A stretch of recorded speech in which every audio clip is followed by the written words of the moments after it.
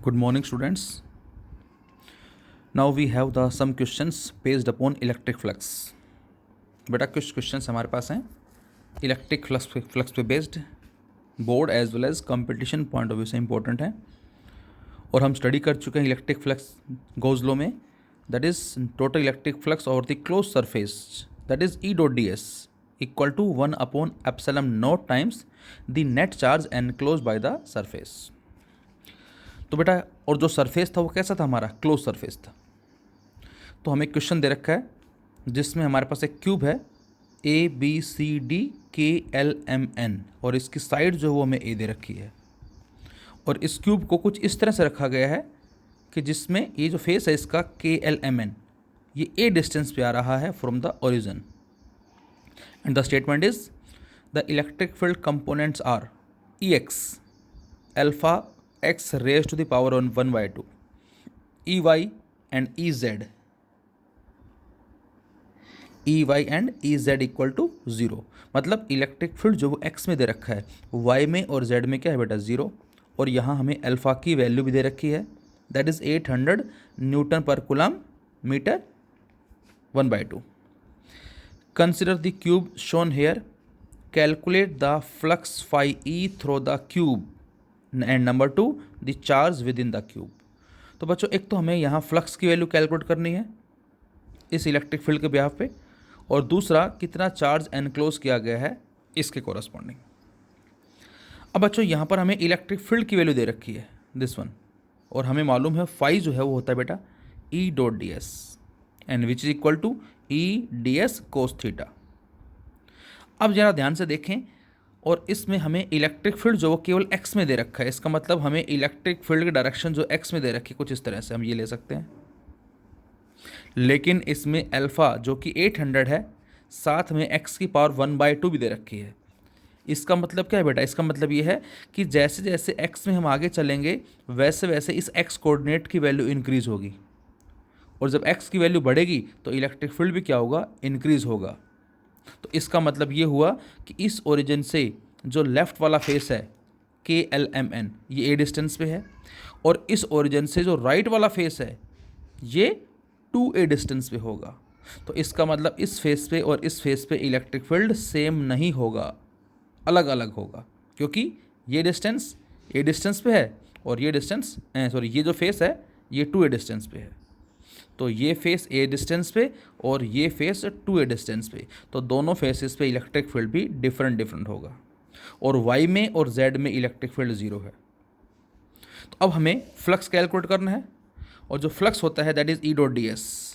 तो बच्चों यहाँ पर कितने फेस हैं क्यूब में, 6 face, 1 2 3 4 and this one is 5 and this one is 6, 6 face हैं।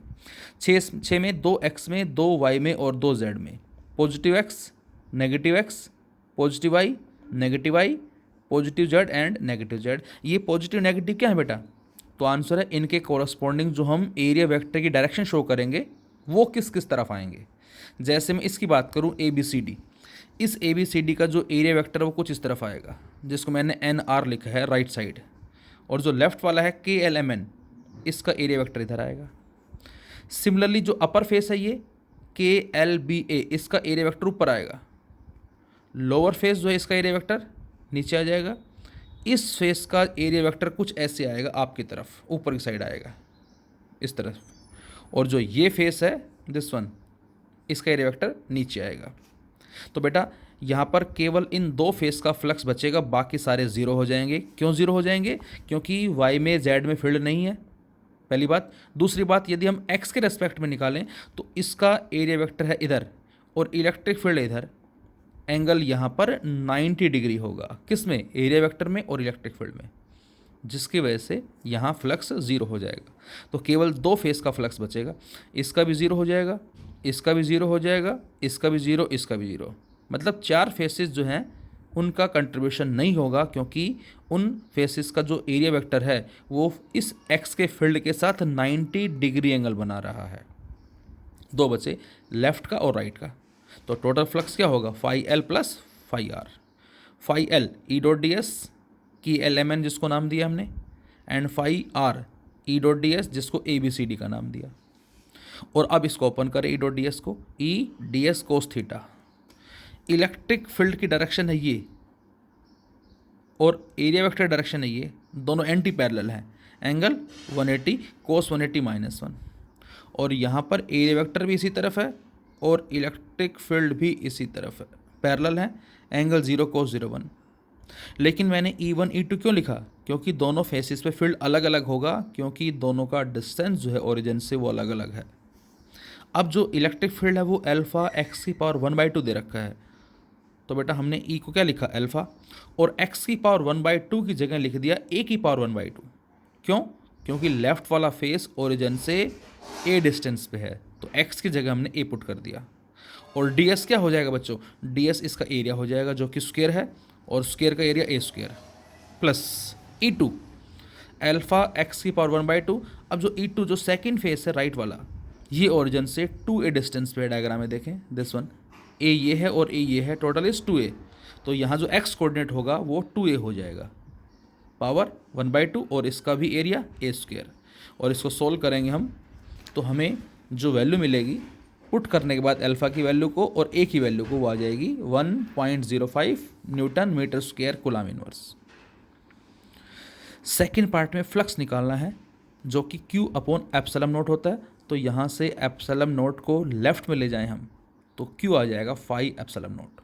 5 सोल्व कर लिया और ये हमें मालूम है 8.85 10 की पावर -12, तो चार्ज जो है वो आ जाएगा 9.27 10 की पावर -12 कूलम।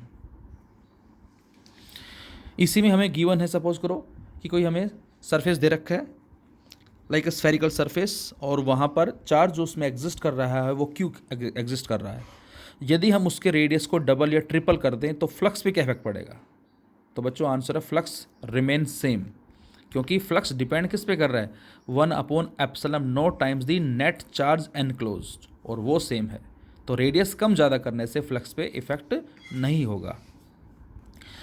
नेक्स्ट क्वेश्चन में देखें जरा, what will be the total flux through the faces of the cube with side of length a। ये हमें क्यूब दे रखा है और इसके फेसेस के कॉरस्पॉन्डिंग फ्लक्स पूछा है। If A charge q is placed eight, तो सबसे पहले चार्ज को हमने कहाँ रखा है? इसके कॉर्नर पर रखा गया है। सेकेंड केस में mid point of an edge of cube, इस क्यूब की जो मिड पॉइंट है इसका यहाँ रखा गया है। C centre of the face of the cube, इसके फेस के सेंटर पे रखा गया है यहाँ। और D mid point of B और सी, इस बी और सी के मिड पॉइंट पे। तो बच्चों ऐसे क्वेश्चंस में थोड़ा सा ध्यान रखें कि हमें कुछ ऐसा काम करना है ताकि ये जो चार्जेस है ये कहाँ जाएँ? ये सेंटर पे आ जाएँ, क्योंकि हमें एक गॉसियन सरफेस यहाँ पर इमेजिन करने पड़ेंगे इस तरह से, ताकि हर एक चार्ज जो है वो उस कॉम्बिनेशन के सेंटर पे आ जाए। तो अब आप ये सोचिए ज़रा कि यहाँ पर फर्स्ट केस में जो चार्ज इसके कॉर्नर पे रखा हुआ है, सराउंडिंग में कितने क्यूब रखें ताकि ये एग्जैक्टली सेंटर पे आ जाए? तो आंसर है when a charge Q is placed at the corner A of the cube it is being shared equally by 8 cubes. तो इसमें हमें सराउंडिंग में हमें 8 क्यूब रखने पड़ेंगे। जैसे मैं आपसे कहता हूँ, सपोज करें हमारे पास एक ये क्यूब हो गया, इस तरह से मान लेते हैं, और यहाँ पर चार्ज रखा हुआ है, इस तरह से मान लेते हैं ये क्यूब हमारा है, यहाँ चार्ज रखा हुआ है। तो हमने एक क्यूब इसके साथ में रख दिया, यहाँ पर एक क्यूब यहाँ आ जाएगा बच्चों, 2, एक यहाँ आ गया 3, एक यहाँ आ गया 4। तो 4 क्यूब हमारे पास हो गए। एक इसके साथ में इधर रखेंगे 2, एक इधर आ जाएगा 3, एक इधर आ जाएगा 4, और ऐसे ही 4 इसके ऊपर आ जाएंगे। तो उस केस में ये जो चार्ज है एग्जैक्टली कहाँ जाएगा? सेंटर पे। तो जिसके बिहाफ पे हमने कहा है क्या? When a charge Q is placed at the corner of the cube it is being shared equally by 8 cubes. तो जो फ्लक्स होगा 8 क्यूब्स का वो हो जाएगा Q बाय एप्सिलॉन नॉट। हमें तो एक के फेसेस कॉरस्पॉन्डिंग पूछा है, तो फ्लक्स अक्रॉस 1 क्यूब कितना होगा? Q by 8 epsilon naught. Second part में mid point of an edge of the cube, इसको यहाँ रखा गया है। तो सेकेंड केस में जो क्यूब है बेटा, जो चार्ज है वो कहाँ रखा गया है? वो रखा गया है कुछ इस तरह से, यहाँ रखा गया है इन दिस वे। तो बच्चों इस केस में चार्ज जो है वो यहाँ रखा गया है, इस जगह पर रखा गया है क्यूब के। तो बेटा हमने क्या किया, इसके साइड में एक ऐसा क्यूब रख दिया, यहाँ पर चार्ज है यहाँ पर, और दो क्यूब हो गए, दो इनके ऊपर, एक इसके ऊपर और एक इसके ऊपर, और अब वो चार्ज कहाँ पर आ गया, एग्जैक्टली सेंटर पे आ गया। तो इसका मतलब इस बार हमें 3 क्यूब और लेने पड़ेंगे, या ये कह सकते हैं कि वो 4 क्यूब से शेयर होगा। So when charge cube is placed at B mid point of the edge of the cube, so it is being shared equally by 4 cubes. ये एक बार खुद आप ट्राई करके देखें घर पे, इस तरह से नोटबुक्स को एक क्यूब मान लें और फिर उसके कॉर्नर पे रखें, उसकी साइड जो दे रखी वहाँ रखें, फेस पे रखें, और सराउंडिंग में हमें कितने क्यूब लगाने पड़ेंगे ताकि वो उसके सेंटर में आ जाए। तो इस केस में हमें 4 जो हैं वो क्यूब लेने पड़ेंगे। तो यहाँ से फर्स्ट हमारे पास चार्ज यहाँ पर है, एक हमने इसके साथ में रख दिया, एक इसके ऊपर, एक इसके ऊपर, और एग्जैक्टली वो कहाँ पर आ जाएगा, इसके सेंटर में आ जाएगा। तो उसी तरह से यहाँ पर जो 4 का फ्लक्स होगा वो ये होगा, एक का कितना होगा, Q by 4 epsilon naught. Third part में कह रहा है आपसे कहाँ, C centre of a cube.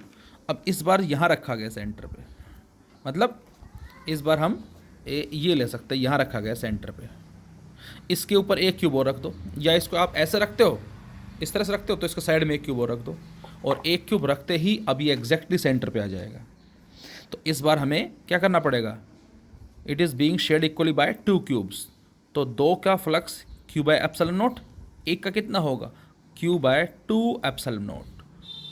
First case में 1/8 आया बेटा, सेकेंड केस में 1/4 आया, थर्ड केस में 1/2 आया। ये ऐसा क्यों आ रहा है, क्योंकि हमें सराउंडिंग में कितने क्यूब लेने पड़े ताकि वो 4 सेंटर पे आ जाए, उसकी वजह से है। और थर्ड में कह रहा है कि when the charge Q is placed eight D, जो कि बी और सी का मिड पॉइंट है, तो उसी तरह से साइड में एक क्यूब और रख दें, और अब यहाँ ये जो चार्ज है कहाँ जाएगा, उन दोनों के कॉमन इस पॉइंट पे होगा, जिसमें डिस्टेंस जो सेंटर से इसका जो होगा उसमें भी डिस्टेंस जो होगा सेंटर से सेम होगा। तो इस केस में भी जो फ्लक्स होगा that is Q by epsilon naught. So एक के कॉरस्पॉन्डिंग होगा क्यू बाय 2 एप्सिलॉन नॉट। मतलब क्यूब जब इसके साथ में रखेंगे हम, तो ये जो चार्ज रखा हुआ है इसके सेंटर से, सपोज मैं कहता हूँ ये कंप्लीट ए है, तो ये डिस्टेंस कितना होगा, a/2। जब साथ में दूसरा क्यूब रखेंगे तो उसके सेंटर से भी कितने डिस्टेंस पे आएगा, a/2 पे आएगा। तो इसका फ्लक्स भी क्यू बाय 2 एप्सिलॉन नॉट होगा। नेक्स्ट क्वेश्चन में हमें हेमिस्फेरिकल सरफेस दे रखे हैं, 3 डायग्राम दे रखे हैं, और आपसे कहा है a charge Q is placed just outside the centre of a closed hemisphere. ये क्लोज्ड हेमिस्फीयर और इसके सेंटर के बाहर रखा गया है। सेकंड केस में सेम चार्ज है, कहाँ रखा गया है, inside the centre of a closed hemisphere. ये हेमिस्फीयर जो क्लोज्ड है उसके अंदर रखा गया है। और थर्ड केस में at the centre of hemisphere open, ये ओपन हेमिस्फीयर है जिसको डॉट से लिखा गया है फ्रॉम द बेस। तो हमें फाइंड आउट करना electric flux passing through the hemisphere in all 3 cases. अब बच्चों फ्लक्स जो है वो डिपेंड किस पे करता है, 1 epsilon naught times the net charge enclose by the surface. और फर्स्ट डायग्राम में चार्ज कहाँ पर है, हेमिस्फीयर सरफेस के बाहर है, अंदर कोई चार्ज नहीं है, तो फ्लक्स क्या हो जाएगा, 0 हो जाएगा। सेकंड केस में कहाँ रहा बेटा, सेकंड केस में चार्ज जो उसके अंदर आ रहा है, तो फ्लक्स क्या होगा, क्यू बाय एप्सिलॉन नॉट। लेकिन थर्ड केस में ये कैसा है, ओपन है फिलहाल। अब यदि ओपन है तो ज़रा देखें डायग्राम में, हमने क्या किया, इसके ऊपर हाफ और रखा ताकि क्या बन जाए, ये कंप्लीट स्फीयर बन जाए। और अब ये चार्ज कहाँ पर आ गया, इसके सेंटर पे आ गया। किसके सेंटर पे, स्फीयर के सेंटर पे। तो स्फीयर के सेंटर पे आने से अब जो फ्लक्स होगा वो हो जाएगा क्यू बाय एप्सिलॉन नॉट। लेकिन हमें तो इसका निकालना है, हेमिस्फीयर का। तो हेमिस्फीयर स्फीयर का हाफ पार्ट है, सो हमने क्या कर दिया, 1/2 of Q by epsilon not. तो थर्ड पार्ट का आंसर हो जाएगा 1/2 into Q upon epsilon not. तो फर्स्ट में 0, सेकेंड में क्यू बाय एप्सिलॉन नॉट, और थर्ड में क्यू अपॉन में 2 एप्सिलॉन नॉट। अगेन हमें एक हेमिस्फेरिकल सरफेस दे रखा है जिसमें कर्ड सरफेस है, प्लेन सरफेस है, और इसका रेडियस हमें आर दे रखा है, स्मॉल आर। और ये जो एरो है ये हमें एरिया वेक्टर की डायरेक्शन बता रहा है। फर्स्ट डायग्राम में इलेक्ट्रिक फील्ड कुछ ऐसे दिखा रखा है, और सेकंड डायग्राम में इलेक्ट्रिक फील्ड कुछ ऐसे दिखा रखा है। This is the direction of electric field. और आपसे कहा है क्या, a hemispherical body is placed in a uniform electric field E. What is the flux linked with curved surface if field is parallel to the base, इस base के parallel है, and perpendicular to the base. तो यहाँ दो location में field दे रखे हैं, एक केस में बेस के पैरेलल है और एक केस में बेस के एग्जैक्ट परपेंडिकुलर है, और हमें कर्ड सरफेस के कॉरस्पॉन्डिंग फ्लक्स निकालना है। तो सबसे पहली बात बच्चों, इसके अंदर कोई चार्ज एग्जिस्ट नहीं कर रहा, तो यहाँ पर नेट फ्लक्स क्या होगा, zero. As no charge is enclose by surface, so total flux जो होगा, जिसमें कर्ड सरफेस भी है प्लस प्लेन सरफेस भी, that is equal to zero. अब जरा फर्स्ट डायग्राम में देखें। फर्स्ट डायग्राम में हमारा जो प्लेन सरफेस है वो ये हो गया, ये इसका एरिया वेक्टर है, और ये डायरेक्शन किसके, इलेक्ट्रिक फील्ड की है। तो what is the angle between E and direction of area vector, that is 90 degree. और 90 डिग्री होने से फ्लक्स जो होगा प्लेन सरफेस का वो क्या हो जाएगा, ज़ीरो।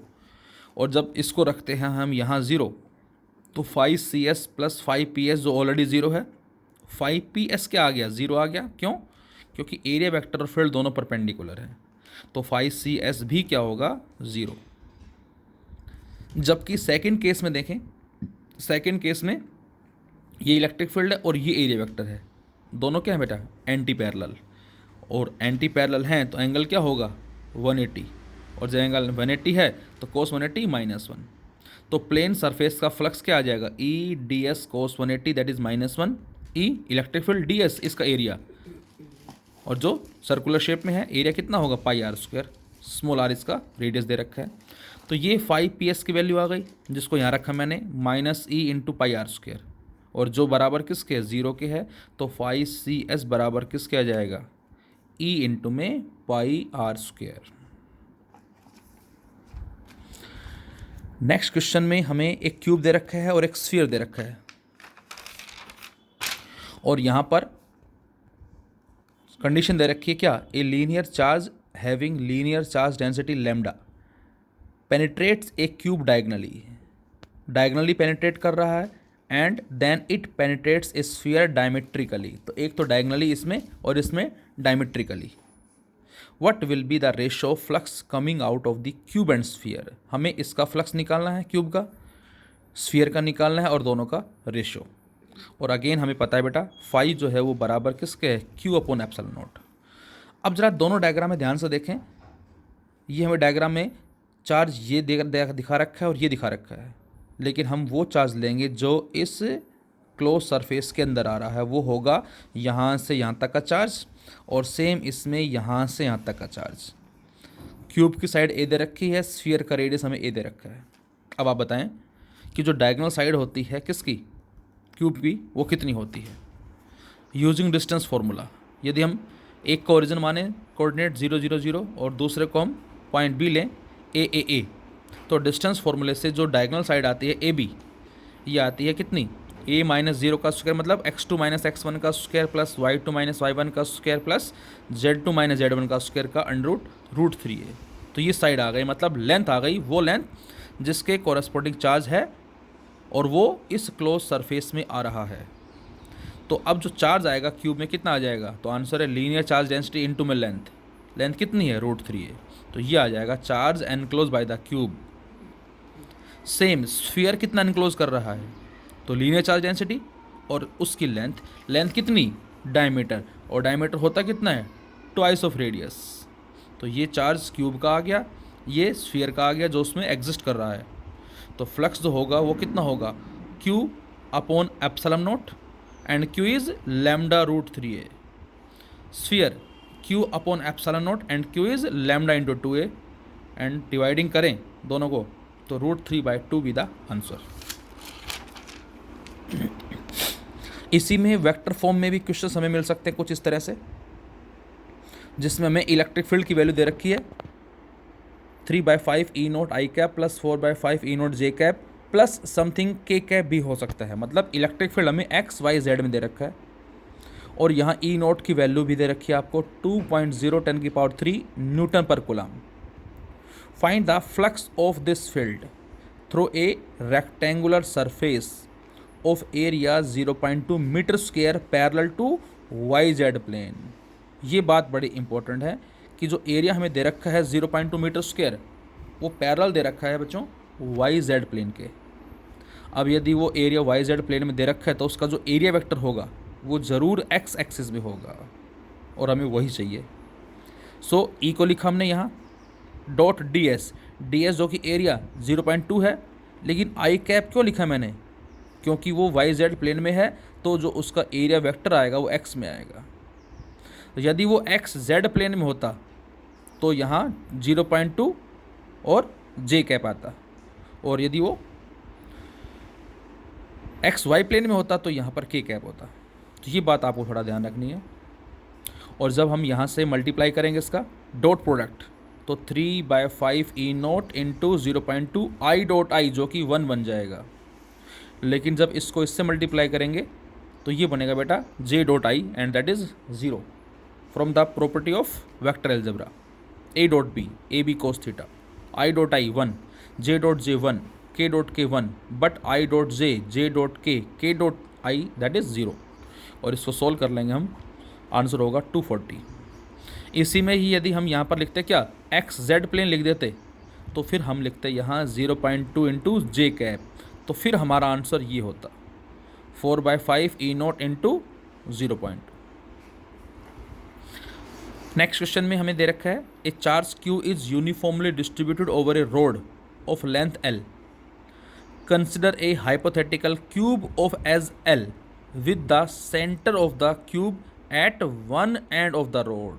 जो क्यूब का सेंटर है बेटा, यहाँ पर रोड का एक एंड भी है, और इस रोड की लेंथ हमें एल दे रखी है। Find the minimum possible flux of the electric field through the entire surface of the cube. अब आपको साफ नज़र आ रहा है कि साइड इसकी एल दे रखी है, और ये रोड की लेंथ भी कितनी बेटा एल। अब यदि इसका एक एंड सेंटर पे है, दूसरा बाहर है, अब आप खुद सोचें कि इस रोड की कितनी लेंथ इस क्यूब के अंदर आ रही है। इतनी लेंथ कितनी होगी, टोटल का हाफ होगी। क्यों होगी, क्योंकि साइड इसकी एल है, इसकी लेंथ भी एल है, और इसका सेंटर जो है क्यूब का, वहाँ पर रोड का एक एंड आ रहा है। तो यहाँ पर जो फ्लक्स होगा Q by epsilon not. Q कितना होगा इस रोड पे कंप्लीट, यदि क्यू माने हम चार्ज जो कि हमें दे रखा है, तो आधे रोड पे चार्ज कितना होगा Q/2, because charge uniformly distribute हो रहा है। तो फ्लक्स होगा Q/2 और अपॉन में एप्सिलॉन नॉट। इसी में बच्चों क्वेश्चंस कुछ हमें इस तरह से मिल सकते हैं। हमें इस तरह से डायग्राम दे रखा है, सरफेस दे रखा है S1 S2, S2 में चार्ज Q है, S1 में एक लाइन दे रखी है AB जिसकी लेंथ L दे रखी है बेटा हमें, और इस पे चार्ज को डिस्ट्रीब्यूट किया गया है, और यहाँ लीनियर चार्ज डेंसिटी जो है लैम्डा वो हमें kx दे रखी है, और हमें फ्लक्स निकालना है through the surface S1 and S2। अब S2 का तो सीधा हो जाएगा, क्योंकि इस S2 में चार्ज कितना है Q, तो Q/ε0। लेकिन S1 की बात करें हम, इस S1 में चार्ज कितना है, तो आंसर है S1 के अंदर S2 है, ये चार्ज भी इसमें आ रहा है, इसके साथ साथ ये जो AB वायर पे जो या इस लाइन पे जो चार्ज दे रखा है ये भी इसमें आ रहा है। तो यहाँ पर जो फाई S1 होगा दैट इज़ इक्वल टू कितना, QAB प्लस Q/ε0, क्योंकि S1 में चार्ज ये भी है और ये भी है। अब ये चार्ज ना देख के हमें लीनियर चार्ज डेंसिटी दे रखी है लैम्डा, और इसकी लेंथ दे रखी है। तो ऐसे क्वेश्चंस में हमारा काम क्या होगा बेटा, इस चार्ज की वैल्यू निकालना QAB, और हमने जो AB लिया जिस पे चार्ज डिस्ट्रीब्यूट कर रखा है कुछ इस तरह से, इसमें हमने थोड़ी सी लेंथ मान ली, कितना dx। क्यों, क्योंकि हमें लीनियर चार्ज डेंसिटी x की फॉर्म में दे रखी है। यदि यहाँ y की फॉर्म में होती तो फिर इसको हम dy मान लेते हैं, और हमें मालूम है चार्ज होता है लैम्डा इंटू लेंथ। तो अब इस स्मॉल लेंथ dx पे चार्ज कितना होगा, dq होगा, जो किसके बराबर होगा, लैम्डा इंटू dx के बराबर। और इस पे नेट निकालने के लिए इसको हम क्या कर देंगे, इंटीग्रेट कर देंगे। तो यहाँ से QAB equal to lambda that is kx into dx, और लिमिट लगा दी 0 से L, और इसको इंटीग्रेट करके लिमिट्स लगाएंगे तो ये आ जाएगा हाफ KL²। ये आ गया चार्ज AB पे, और इसको पुट कर दें हम यहाँ पर, तो यहाँ आ जाएगी वैल्यू क्या, हाफ KL² प्लस Q/ε0। ये आ जाएगा S1 का फ्लक्स। एक बच्चों ये हमारा बोर्ड एग्जाम में भी आ चुका क्वेश्चन, जिसमें गिवन है a charge Q is placed at a distance a/2 above the centre of a horizontal square surface of edge A. Find the flux of electric field through the square surface. हमें इस square surface के corresponding flux निकालना है। अभी जो हमने बात की थी स्टार्टिंग में कि जो चार्ज है कॉर्नर पे रखा है, सेंटर पे रखा है फेस के, सेम उसी तरह क्वेश्चन है ये स्क्वायर दे रखा हमें, और इसके सेंटर से ऊपर a/2 डिस्टेंस पे जिसकी साइड हमें a दे रखी है, चार्ज क्यों रखा गया है, फ्लक्स निकालना है इस फेस का। तो बेटा सराउंडिंग में से कितने स्क्वायर रखें ताकि ये चार्ज कहाँ आ जाए, सेंटर पे आ जाए।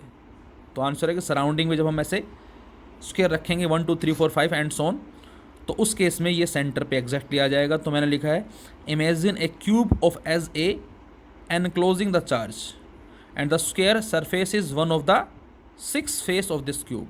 तो यहाँ पर जो स्क्वायर फेस है वो हमने क्या मान लिया, उस क्यूब का एक फेस मान लिया।